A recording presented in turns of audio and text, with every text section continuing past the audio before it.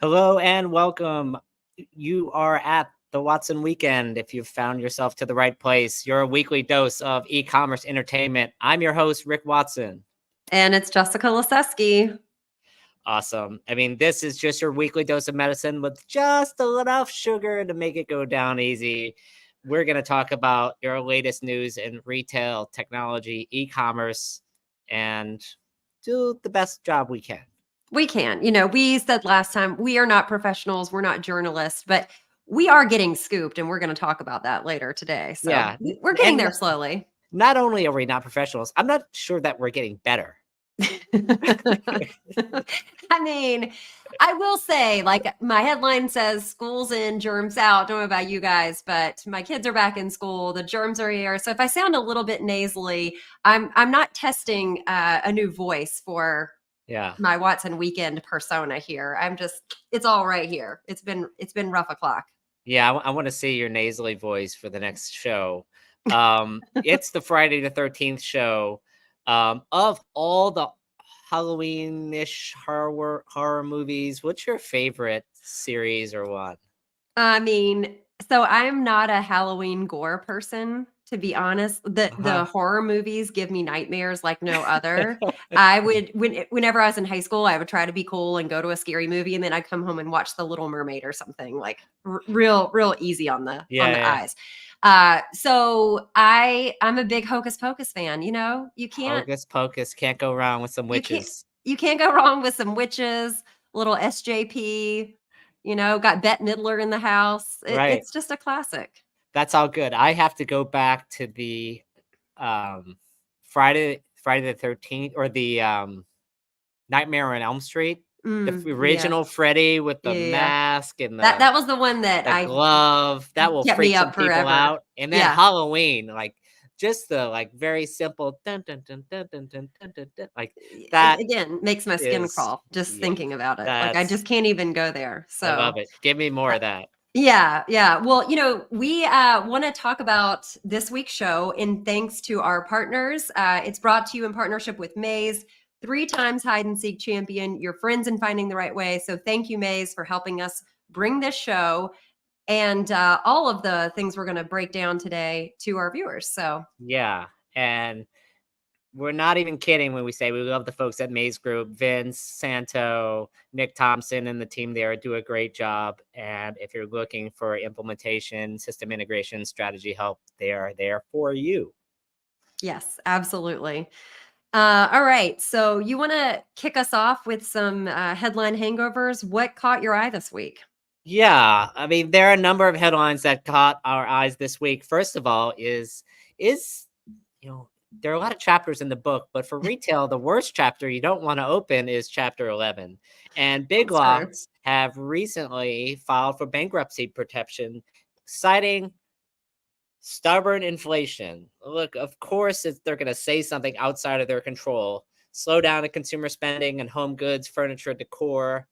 The landscape is crowded. It's not their fault. It's not their fault. It's not their fault. Consumer spending down has nothing to do with their space in this landscape and downward competition, assortment, store locations. So there's a private equity firm it's said that they're going to acquire Big Lots for $760 million.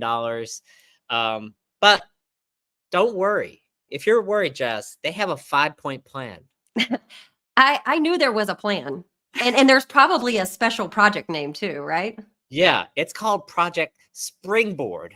And remember the movie Office Space? It's like the jump to conclusions mat. Like this is Project Springboard. So the springboard is really 5 simple points. 1, they want to own bargains. Okay. They're making great progress in bargains. Unfortunately, not as great a progress as Temu is. No. Wah, wah. Second is to communicate unmistakable value, because there's nothing that communicates unmistakable value better than a name like Big Lots. Right. I mean, lots of random stuff.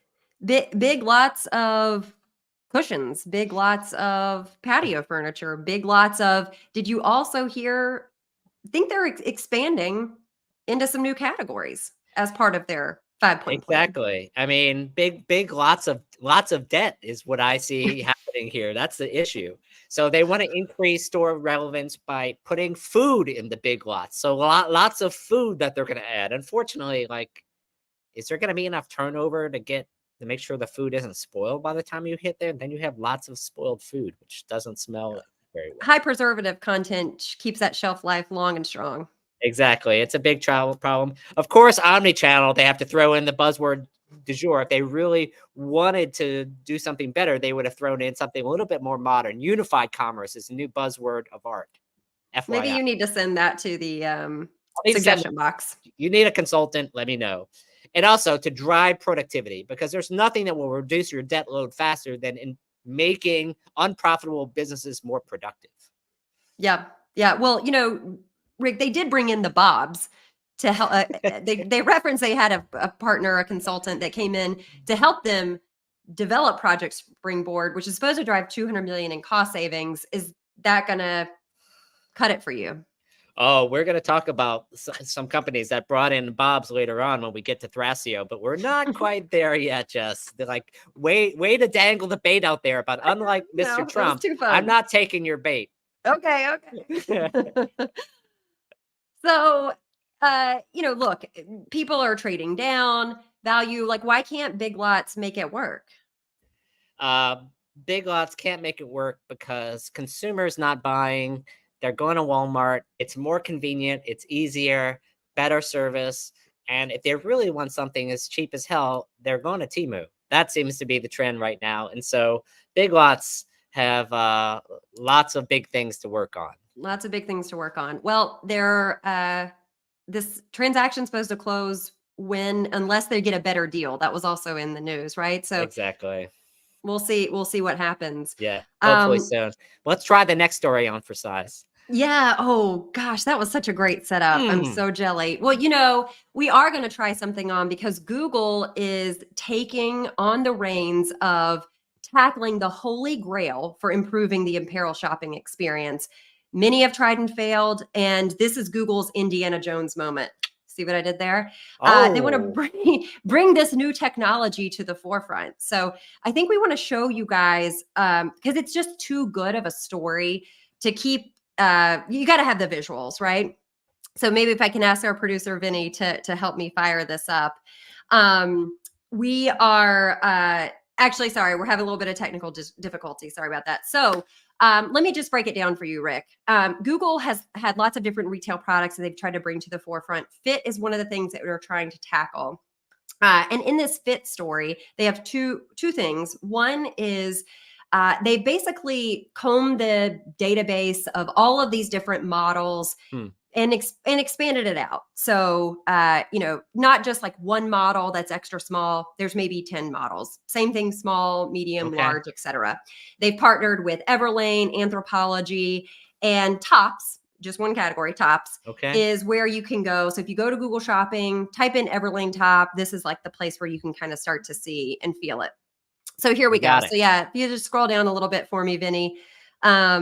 This is the technology. This is the groundbreaking AI machine at work, which is going to show you just basically select the model and you can see how the top looks on her. And the whole spirit of this is like not just how it fits, but the draping and where it hits you. And really just tackle that conundrum that it's like, how's this going to look on me? This is like the Benjamin Button of Ozempic ads. Yeah.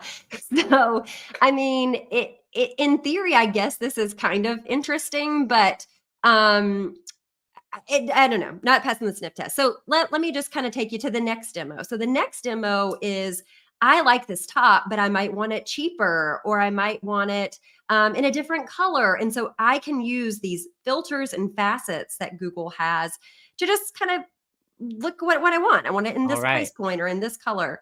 I mean, isn't this just what Google Shopping does already? Like, what's groundbreaking here? Off the shoulder is a hot trend right now. I got to give it up to this ad.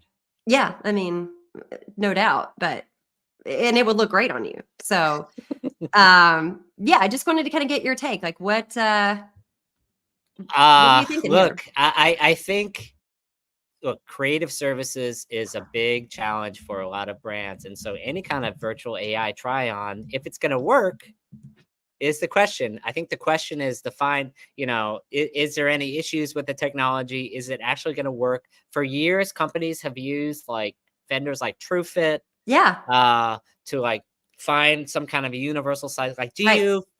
are you a small in Gap jeans or whatever? And so as a Yeah. result, on this other one, you'll get there. So I think that's kind of the issue, is like, will the fit work when the consumer gets it? Yeah, absolutely. And look, I mean, I think that there are other things that are uh compelling that they could pull from, like reviews data. Does this trend to run small, run large? So it's Right. kind of interesting. I mean, I get it, like Google wanting to tackle it. I just don't know if this is the swing and the score that they were looking for. And to top it all off, if you guys do go and try it out, my favorite is the small print that says fit may not be accurate after Oh, you use it. So, I mean, I thought that was the problem we were looking to solve, but hey. inaccurate fits. Go to Google. That's the message here. All right, what you got next? What we have next is Thrasio. They are declaring bankruptcy, and there seems to be a bit of a cat fight between investors. And so Oaktree Capital Management, who has provided a lot of the debt for the last financing round, has written a letter to other private equity owners, in particular Silver Lake and Advent, criticizing them. You ever seen these movies like, and if you don't like what I say, I will send you a sternly worded letter Yes. telling you how upset I am. And that seems to Yes. be what's happened this week. Or it's like in The Office, where Jim's like, "Oh, that sounds pretty serious" to Dwight, and he's like, What's the ram?" He's like, "You get a demerit." Like, what's the case? What happens if I get Exactly. more than one demerit? 5 demerits. Right. Then you go to the board. Exactly. So all three of these firms, Silver Lake, Advent, and Oaktree, all backed Thrasio in some way. So just to kind of rewind the clock a little bit, going back to 2020, Advent put $260 million in a Series C for Thrasio. The company has raised overall like over $2 billion and it's supposed to be worth like some hundreds of billions of dollars, buying all these, more or less worthless companies, combining them all together, and then spending a lot of investor money. That seems to be what happened. There might be some nuance left in the discussion. In 2021, they brought in new investors. In particular, Oaktree provided a $650 million debt facility. And Oh, I'm assuming to finance Google ads and inventory purchases, which is, sure. why not add more debt to the pile? Yeah. Advent, a month later, added a billion, participated in $1 billion round in October 2021. And so when earlier this year, when Thrasio emerged from bankruptcy, the CEO said the company had a clean balance sheet. Everything was fresh and sparkling. No debt on me. This house is clear. Yeah, this house is clear. Right. Yeah. And so all of these issues, however, have come back to the surface. S&P Global has issued a new report saying the company's capital structure is completely unsustainable. Of course, this Mhm. completely blindsided all the investors. Who would have What? thought? Yeah. Who would have thought that a CEO named Cashman would run off and spend all the cash? I mean, also, we just haven't gone back to they didn't fix the actual problems, which were the business model itself, right? They have all of Exactly. this operating overhead that was designed to try to scale the Right. brands, but not all brands could scale in the same way. So they just, why would they think that this would work? Yeah, I mean, in retrospect, if you're losing 30% of net operating margin, the investors thought, well, if we could save 10% by putting them all on the same QuickBooks, Hmm. then everything's going to be great. Like, Hmm. unfortunately, they forget about the rest of the 20% that the companies are all still losing money. And so if you have 200 companies that you acquire, whatever the number was, then ultimately what you have is 200 different inventory systems, 200 Right. different accounting systems, all these things. And so my friend Chandan Majan, House of Brands, House of Cards, Very good point here. I think I prefer the latter, House of Cards. Yes. No one's Yes. died yet, unlike House of Cards, where he killed that girl Well, journalist. there were several accidental deaths Accidental in deaths. House of Cards. Exactly. So, is this the last of the saga? I mean, I feel like at some point is HBO, Showtime, or Showmax. Wait, which are we at? Yeah, HBO I think Max. it's Max. It's Max. Max. I mean, this deserves at least a Lifetime or a Paramount Plus. I agree. WeWork got a WeWork Hulu got Apple special. TV. Apple TV. And then Theranos got Hulu, and I think one. Yeah, and then Theranos got Hulu, and there's another one too. A whole Travis, podcast. Uber got HBO Max. So. Yeah, Uber got HBO. Travis, not Travis Hess at Big Commerce. No, Travis, the other Travis from Travis Uber. K. Yeah, Travis with a K. Who's off to building cloud kitchens now. That's a whole other Exactly. Yeah, TK, right. not TH. Exactly. So anyway, Oaktree is convinced that their trust in Advent and Silverwick was misplaced. And so that's the update on the saga for Thrasio. More to come. Yeah. It is drama city over there. And I think the things, it's like as the world turns, it will keep turning around. This is not the end of the story. So this is what I was saying, Rick, about us being scooped. You have been hearing us talk all year about the trade down in the consumer happiness segment index. We talked about the economy. We talked about what's happening in retail. But the rest of the journalistic world has just caught up following McKinsey's latest survey. There was this Business Insider article that kicked off that said America's wild multi-year shopping spree has come to an end, and retailers who got used to Americans dropping cash on just about everything are in a tough spot. Ooh. Yeah, really? That was dated this week, PS. McKinsey. Yes. So McKinsey said, look, 76% of consumers said they're going to trade down in the next quarter. This spells trouble for the weakest retailers. Some other hard-hitting facts. 40% of consumers are going to pare back spending on accessories, home decor, jewelry, furniture, Big Lots. I mean, Big Lots. Big Lots, yeah. And Ted Rossman, a senior analyst at Bankrate, said consumers are flashing signs that they're way more eager to bargain hunt and more picky on what they splurge.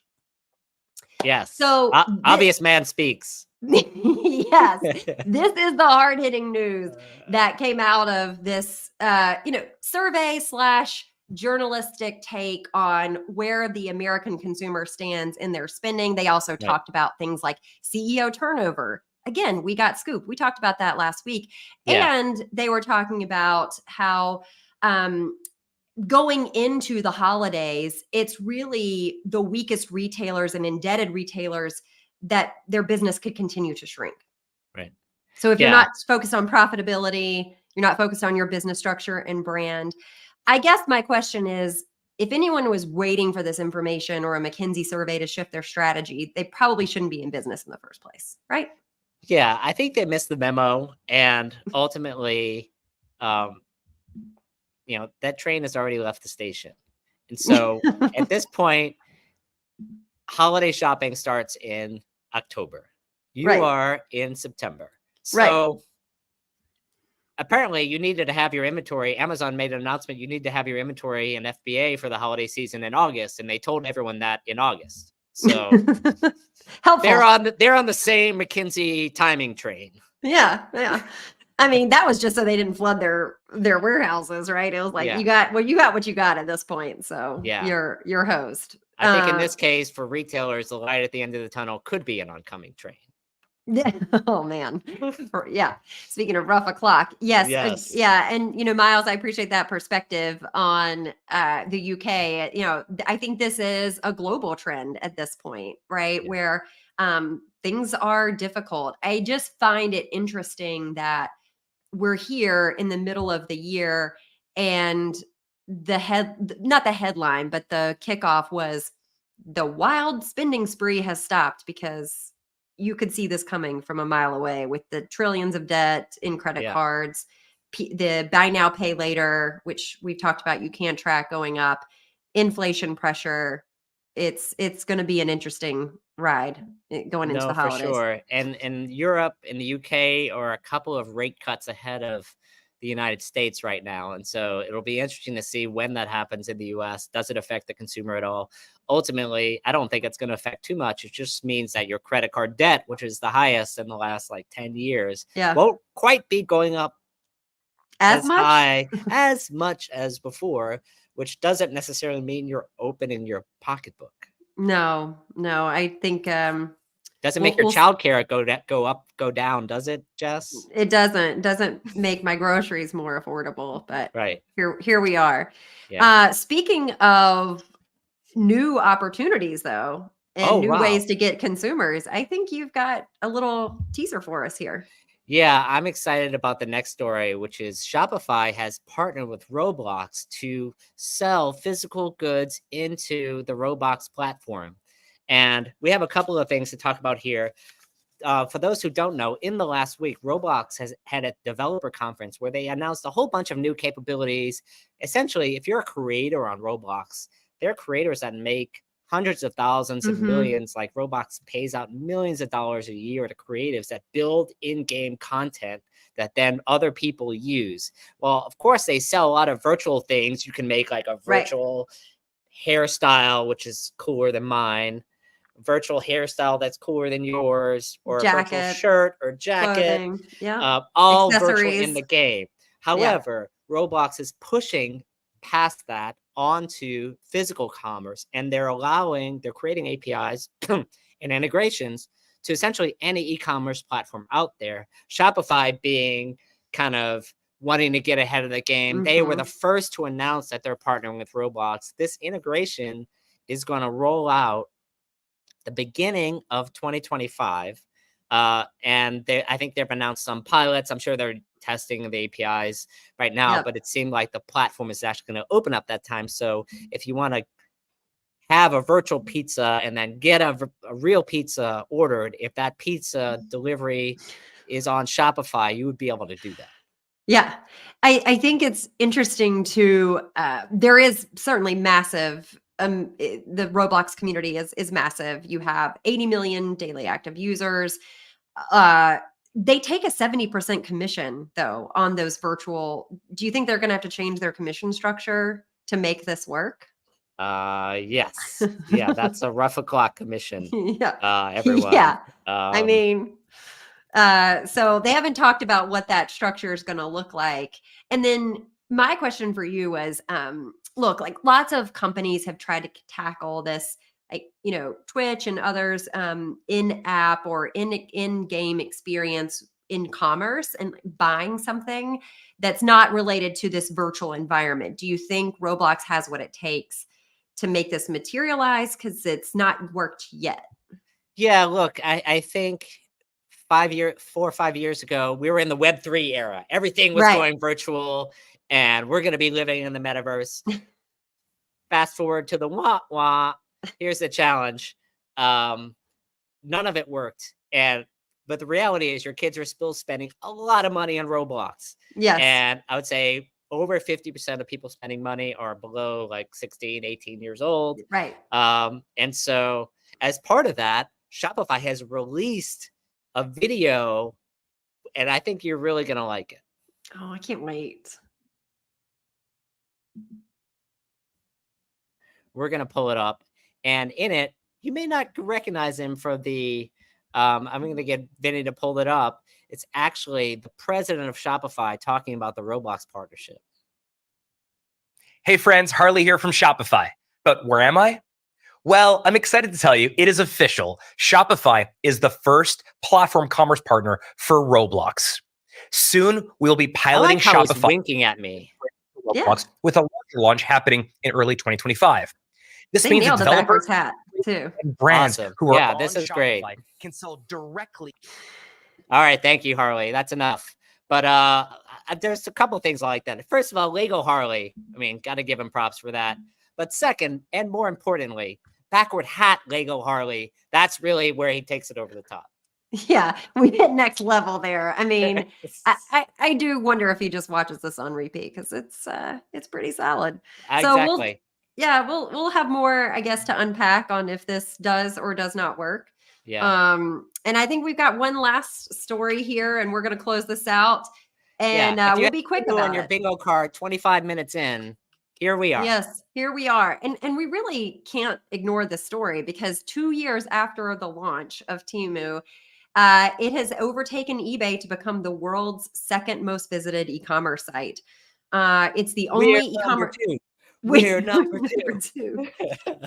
2. We own you, basically, is what they're Right. saying. They're the only e-commerce company in the top 20 most visited list to launch in the past decade. And this is just kind of sharing the stage of how, or setting the scene for how fast they are growing. And ignoring Coupang from South Korea, it's the only top e-commerce website to launch in the past 2 decades. So it is pretty amazing. If you look at the other incumbents that are in this list, it's status quo. Like the top haven't really changed. Of course, you see Amazon in there and others. Yeah. But who just missed it? Our friends at Shein. Didn't make the list. Where eBay? I mean, they're in there. They're just. They used to be the number 2. Yeah, exactly. I think that's the trick of this list. And I think that's the part of this story I think that's interesting to discuss is like, where does eBay go from here? Did they go from 2 to 3 or did they hold their own? And is Temu going to keep rising? There are a lot of people predicting like, oh, they're just buying share. They're going to die anyway. I've recently bought something on Temu for the first time. I'm going to reveal it at a Shopware event upcoming. So we'll talk about that next week. Oh, I can't wait. I can't wait. Yeah. So yeah, the rankings, it's Amazon, Temu, eBay, AliExpress, then Amazon Japan, then Rakuten. So yeah, I mean, it is pretty interesting to like see those dynamics play out. We talked about eBay's place in this world last week. No need to belabor that, because they're also losing collectibles too to Walmart. So here we go. I think that it's pretty clear.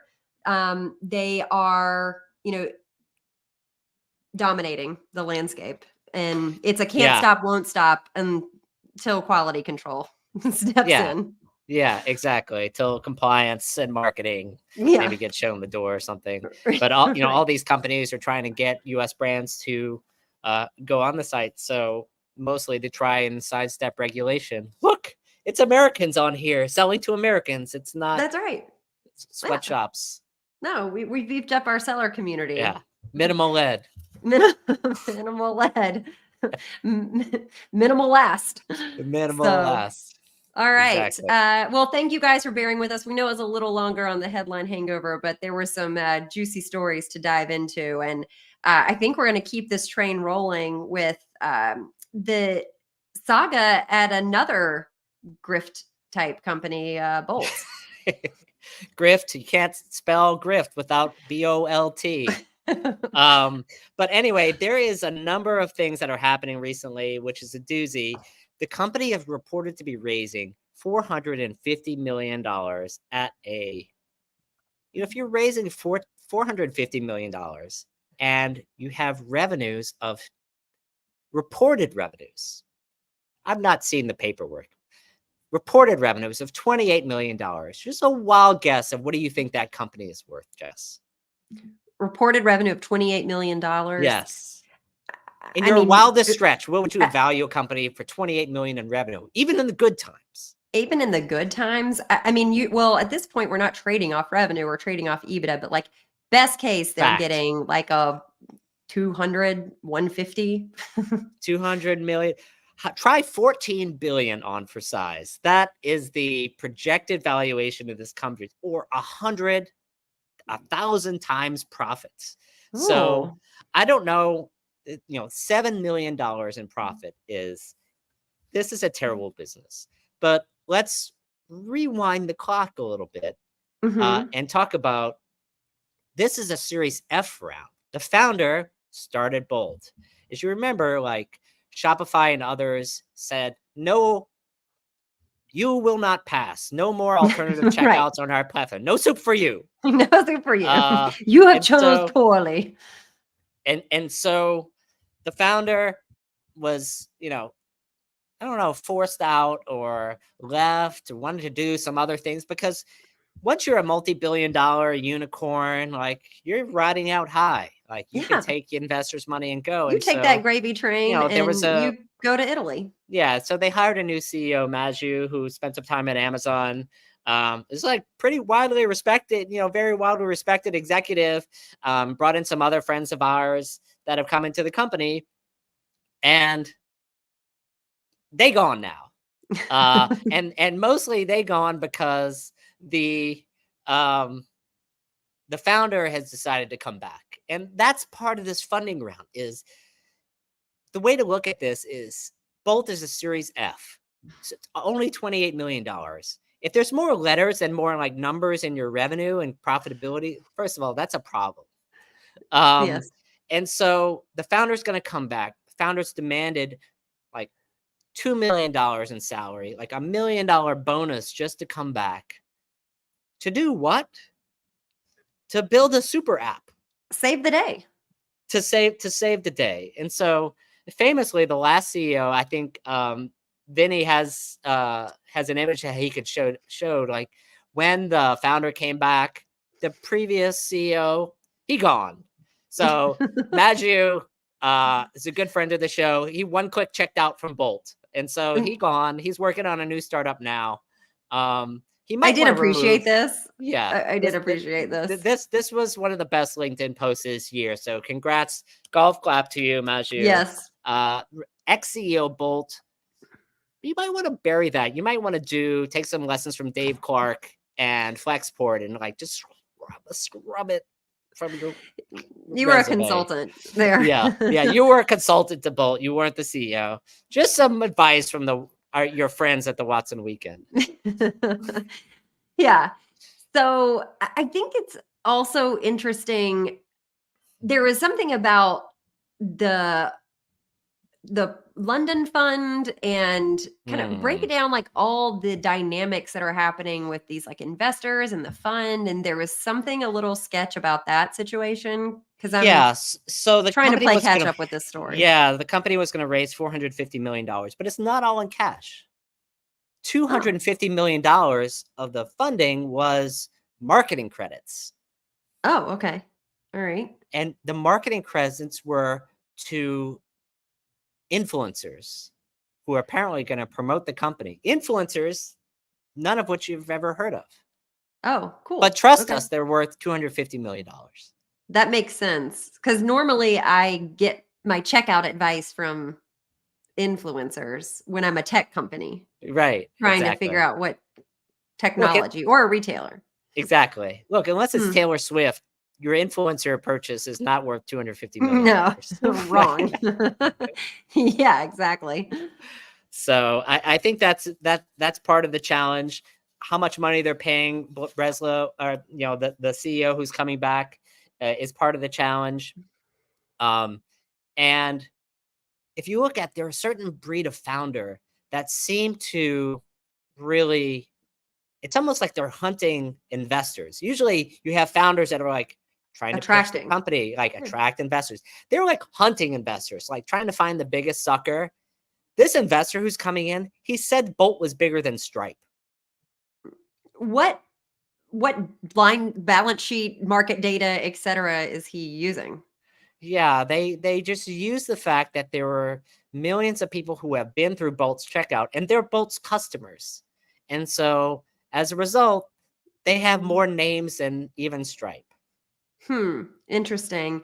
Well, some of their biggest clients have also sued them, right? Like Fanatics, they were in lawsuits with Fanatics. They're in lawsuits with the parent company of Forever 21. Authentic Brands Groups. Yeah. Yes. So that's also a nice little cherry on top of, this terrible.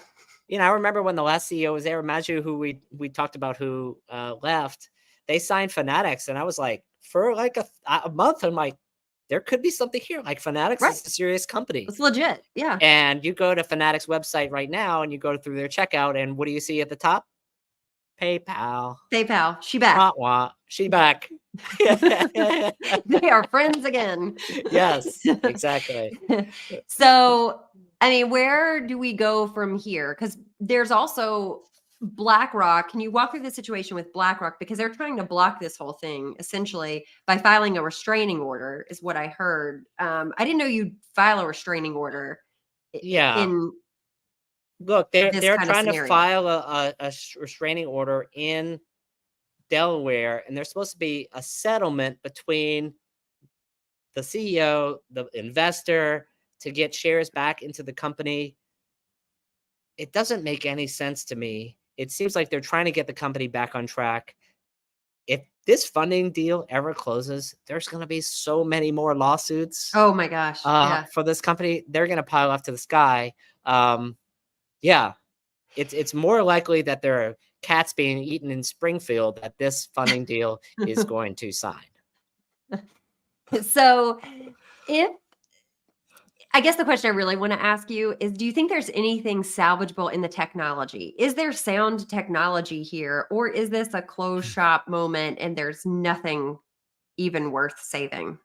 Look, there is an identity network behind the scenes. Like as consumers check out, the play Yeah. was you go through guest checkout, you recognize you've checked out with a Bolt merchant before, and we can streamline your checkout and make it one click. The problem with that little thing is two companies, Shopify and PayPal. They're doing the same thing, and Right.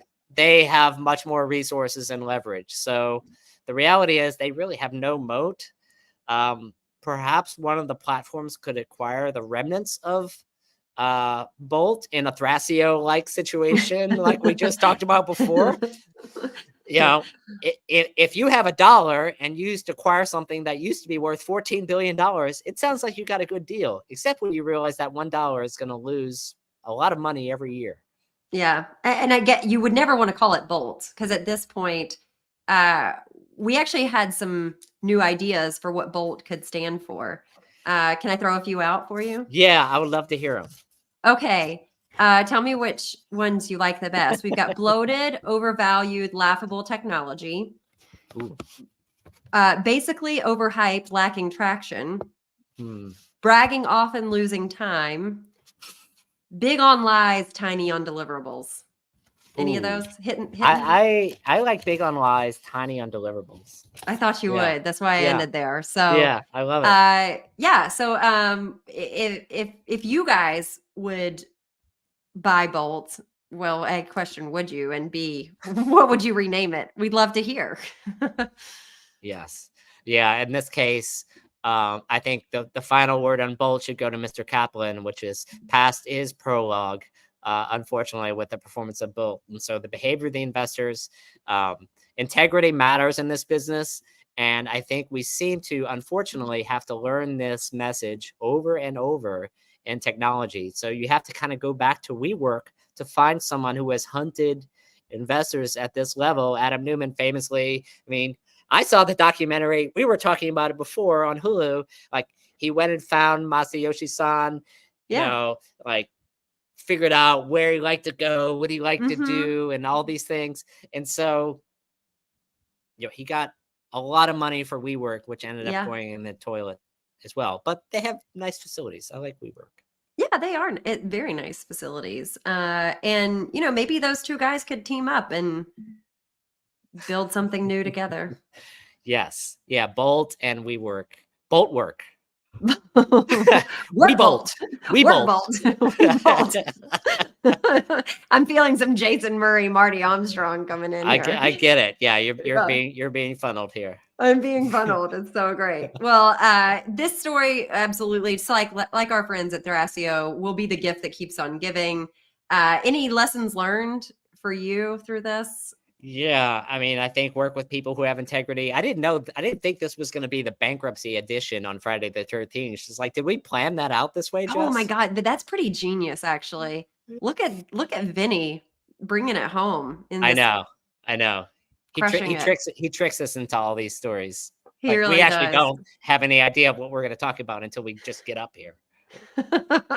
And here we go. So yeah, well, really appreciate you guys hanging with us for this Friday 13th edition. Go do your seances or whatever you need to do to shed the Friday 13th blues. Me, I'm going to grab another coffee and some nasal spray. So We'll kick it. Yeah, we won't do it. We won't do an Irish goodbye, and you guys, we will take it into a dance party. I also noticed that like every time there's a Friday the 13th movie, the killer is like hanging around like this Irish bog too. So there could be okay. another Irish connection there. There we go. The trifecta just keeps going. Yeah. All right. Well, thanks for hanging with us. Thanks again to our partners at Maze, and you guys have a great weekend. See you later. Get your dancing shoes on. I got it.